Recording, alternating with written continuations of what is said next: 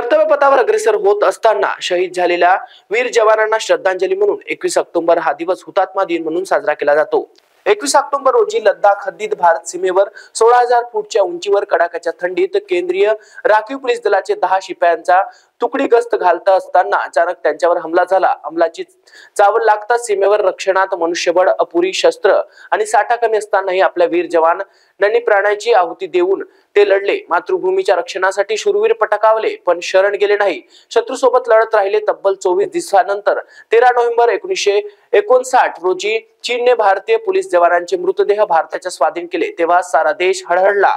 Hot spring येथे ज्या ठिकाणी शूरवीरांना प्राप्त पूर्ण केले तेथे संपूर्ण भारतीयांना पोलिसांचे वीर स्मारक उभारले। वर्धा पोलीस मुख्यालय वर्धा येथे मानवंदना कार्यक्रम करण्यात आला असून या कार्यक्रमाला गृहमंत्री, शालेय शिक्षण मंत्री तथा वर्धा जिल्ह्याचे पालकमंत्री डॉक्टर पंकज भोयर, पोलीस अधीक्षक अनुराग जैन यांनी स्मारकाला मानवंदना दिली।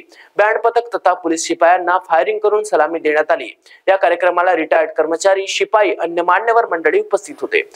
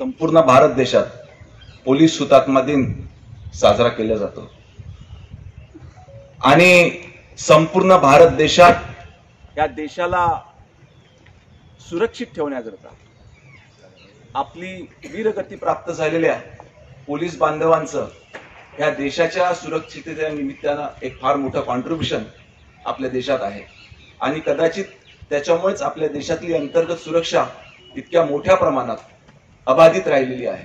मी आजच्या दिनानिमित्त संपूर्ण योगायोगाने ह्या राज्याचा गृहराज्यमंत्री म्हणून ह्या देशातल्या सर्व वीरगती प्राप्त पोलीस